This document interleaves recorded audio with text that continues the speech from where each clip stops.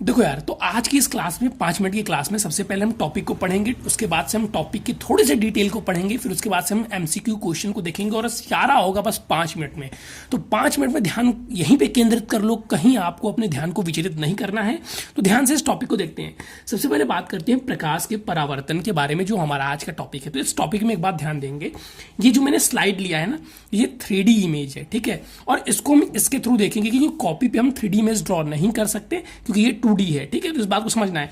तो ये इस तरीके का ग्लास है और उधर से लाइट आ रही है, ठीक है। तो देखिए, अगर यहां पे ये लाइट आ रही है, तो जो लाइट आती है उसको हम क्या कहते हैं सर? आपतित किरण। आपतित किरण, ठीक है, आपतित किरण। और जो लाइट बाहर निकल रही है अपवर्तन के पश्चात, ठीक है, उसको क्या कहते हैं हम? अपवर्तित किरण, ठीक। अब सबसे पहले यहां पे पूछना है कि सर ये अपवर्तन होता क्या है। तो सिंपल सा देखिए, एक शब्दों में आपको समझना है कि ये जो लाइट आ रही है ना, अभी परावर्तन में क्या हो रहा था, लाइट आ रही थी और ऐसे चली जा रही थी। लेकिन इसमें क्या है, ये जो लाइट आ रही है, ये देखिए, ये लाइट ऐसे आनी चाहिए ना, ये ऐसे आनी चाहिए स्ट्रेट, लेकिन ये लाइट स्ट्रेट नहीं आ रही है, ये अपने मार्ग से थोड़ा सा विचलित हो जा रही है। और लाइट के इसी विचलन को कहते हैं भाई अपवर्तन। फिर से मैं एक बार रिपीट करता हूं, देखो, ये जो लाइट ऐसे ऐसे आ रही है ना, इस लाइट को तो डायरेक्ट ऐसे आ जाना चाहिए था, लेकिन लाइट ना ऐसे आके थोड़ी सी मुड़ जा रही है, और इसके मुड़ जाने को, विचलन को हम कहते हैं प्रकाश का अपवर्तन। यानी कि जब कोई प्रकाश की किरण किसी पारदर्शी माध्यम में, सघन, देखो अब ये दो माध्यम है। सबसे पहले यहां पे ध्यान देना है, ये मान लीजिए हमारा ये सघन हो गया और ये हमारा विरल माध्यम, दो माध्यम से आएगा। तो जब हमारी प्रकाश की किरण एक माध्यम से दूसरे माध्यम में जाती है, वो तो अपने पास से थोड़ा सा विचलित हो जाती है, और विचलन की इसी घटना को क्या कहते हैं? क्या कहते हैं? प्रकाश का अपवर्तन, ठीक है। अब मैं उम्मीद करता हूं समझ गए होंगे, जब प्रकाश की किरण एक माध्यम से चली और दूसरे माध्यम में आई, थोड़ा सा विचलन हो गई, और विचलन की इसी घटना को हमने क्या कर दिया? अपवर्तन, ठीक है। और देखिए, मैंने आपको बता दिया ये आपतित किरण होती है, तो इसको हम आई से डिनोट करते हैं, और इस अपवर्तित किरण को आर से डिनोट करते हैं। और ये जो हमारा ये क्या है? अभिलंब है, जिसको हम एन से डिनोट करते हैं, ठीक है। चलिए, अब नेक्स्ट पॉइंट जो हमारा आता है प्रकाश के अपवर्तन का नियम। तो सबसे पहली पॉइंट यहाँ पे हमको क्या याद रखना है अपवर्तन के नियम में, कि जो हमारी आपतित किरण, ठीक है, और अपवर्तित किरण और आपतन बिंदु पर बना अभिलंब, तीनों क्या होते हैं? एक ही तल में होते हैं। आप देख रहे हो तीनों एक ही पेज में, मतलब एक ही तल में है।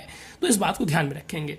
दूसरा नियम कहता है हमारा कि आपतन कोण की ज्या, यानी कि आपतन कोण हमारा जो यहाँ पे आई है ना, इसका साइन ले ले हम, साइन आई, और अपवर्तन कोण की ज्या यानी कि साइन आर, ठीक है, का जो मान होता है वो नियत होता है, यानी कि कांस्टेंट होता है। और इसी कांस्टेंट वैल्यू को हम जानते हैं एन के नाम से। किसको जानते हैं? एन के नाम से। देखो, क्या मैंने फिर से बोला, मैं फिर से रिपीट करता हूं। पहला पॉइंट जो हमारा था कि आपतित किरण, अपवर्तित किरण तथा आपतन बिंदु पर ये जो अभिलंब है ना, देखो ये अभिलंब आपतन बिंदु पर जो खींचा गया, ये तीनों क्या होते हैं? एक ही तल में होते हैं। हमारा पहला पॉइंट था। दूसरा पॉइंट क्या है हमारा अपवर्तन के नियम में, कि जो आपतन कोण की ज्या है, यानी कि ये जो लाइट आई इस प्लेन पे जिस एंगल से आई, नॉर्मल से जिस एंगल पे आई, वो हमारी क्या होगी? आपतन कोण। इसको हमने आई से डिनोट कर दिया और इसी को बोला आपतन कोण, ठीक है। और फिर जो लाइट विचलन के पश्चात नॉर्मल से जो एंगल बना रही है, उसको हमने बोल दिया अपवर्तित कोण, और इसको डिनोट किया आर से, और इसको क्या बोल दिया? अपवर्तित कोण। तो इन दोनों के साइन का जो मान होगा वो ना नियत होगा, यानी कि कांस्टेंट होगा, वो चेंज नहीं होगा, इसका ऐसा कहना है।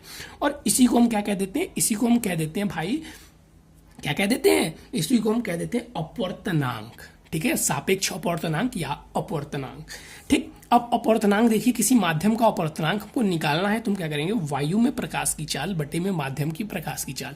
यानी कि जब ये लाइट की किरण आ रही थी, तो ये वायु में जो इसकी स्पीड होगी, कुछ तो स्पीड होगी, मान लीजिए तेजी से आ रही होगी, और जब इसमें आई होगी तो इसमें जो स्पीड होगी, ठीक है, इसमें इसकी स्पीड और इसमें इसकी स्पीड का जो हम रेशियो लेंगे, यानी कि अनुपात लेंगे, वही हमारा क्या हो जाएगा?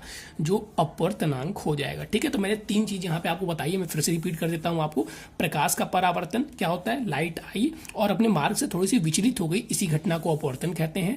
अपवर्तन के नियम हमने पढ़े, 2 नियम होते हैं। पहला कौन सा? आपतित किरण, अपवर्तित किरण, और जो उस पर अभिलंब था, तीनों एक ही तल में होते हैं। दूसरा, जो आपतन कोण की ज्या, अपवर्तन कोण की ज्या का मान नियतांक होता है, और इसी को हम क्या कहते हैं? अपवर्तनांक कहते हैं। अपवर्तनांक का हमने एक और फॉर्मूला देखा जो क्या होता है, वायु में प्रकाश की चाल और बाद में उस माध्यम में प्रकाश की चाल को अपवर्तनांक कहते हैं। ठीक है, अब आइए इसी से रिलेटेड हम इसके कुछ क्वेश्चन देख लेते हैं जो हमारे प्रीवियस ईयर में बहुत इंपॉर्टेंट पूछे गए। पहला है, यदि किसी पारदर्शी माध्यम में प्रकाश की चाल इतनी है तो वो वायु के सापेक्ष उस माध्यम का अपवर्तनांक क्या होगा। देखिए इसी फॉर्मूले से डायरेक्ट क्वेश्चन पूछा गया था। तो देखिए वायु में प्रकाश की चाल आप सभी को पता होगा होती है 3 इंटू में 10⁸ मीटर पर सेकेंड, और माध्यम में प्रकाश की चाल दिया हुआ है 1.5 इंटू में 10⁸। देखिए 10⁸ से 10⁸ कट कर दीजिए, 1.5 से 3 जाएगा 2 टाइम्स में, यानी कि जो हमारा अपवर्तनांक आ गया, n की वैल्यू आ गया, वो कितनी आ गई, 2 आ गई। तो ऑप्शन 3 हमारा बिल्कुल सही हो जाएगा। इस बात को ध्यान देंगे, ये क्वेश्चन प्रीवियस ईयर में पूछा गया है। दूसरा, सापेक्ष अपवर्तनांक का मात्रक क्या होगा। भाई ध्यान दो, यहाँ पे फॉर्मूला लिखियो आप, वायु में प्रकाश की चाल, माध्यम में प्रकाश की चाल, और प्रकाश की चाल का मात्रक क्या होता है, मीटर पर सेकंड, और इसका भी मीटर पर सेकंड। तो दोनों तो आपस में कट जाएंगे। जब दोनों कट जाएंगे तो कौन सा मात्रक होगा, कोई मात्रक नहीं होगा। ऑप्शन 4 हमारा बिल्कुल सही होगा। यदि किसी पारदर्शी माध्यम में प्रकाश का आपतन कोण 60 डिग्री है तथा अपवर्तन कोण 45 डिग्री है तो माध्यम का अपवर्तनांक, यानी कि अपवर्तन के द्वितीय नियम से फॉर्मूला। तो अपवर्तन का द्वितीय नियम क्या था सर, साइन आई अपॉन में साइन आर। ठीक है, और इसको अगर हम लगाते हैं तो लिखेंगे साइन 60 डिग्री अपॉन में साइन 45 डिग्री। अब यहाँ पे आपको मैथ से इसके मान पता होने चाहिए, और इसके मान क्या होते हैं हमको पता है सर। साइन 60 डिग्री वैल्यू होती है √3 अपॉन में 2, और साइन 45 डिग्री वैल्यू होती है 1 अपॉन में √2। अब ये √2 ऊपर चला जाएगा तो कैसा सीनेरियो बनेगा, 3 इंटू में √2 अपॉन में 2। इस √2 से हम इस 2 को कट करेंगे तो आ जाएगा हमारा 3 अपॉन में √2। ठीक है, तो हमारा आंसर क्या आ जाएगा, 3 अपॉन में √2। ऑप्शन करेक्ट नहीं है, हम एक ऑप्शन को यहाँ पे ऐड कर लेते हैं। इसकी जगह पे हम क्या लिख देते हैं, 3 अपॉन में √2। तो ये जो हमारा हो जाएगा क्या हो जाएगा, आंसर हो जाएगा। ठीक है, इसी तरीके की और भी वीडियो पाने के लिए और टॉपिक को तुरंत 5 मिनट में खत्म करने के लिए चैनल को सब्सक्राइब करें, क्योंकि ये वीडियो आपको डेली आने वाली है और एग्जाम तक आती रहेंगी। इनसे आपको बहुत हेल्प होगी। तो तुरंत चैनल को सब्सक्राइब करें, और आपको कौन से टॉपिक पर वीडियो चाहिए उसको कमेंट भी करें। Thank you.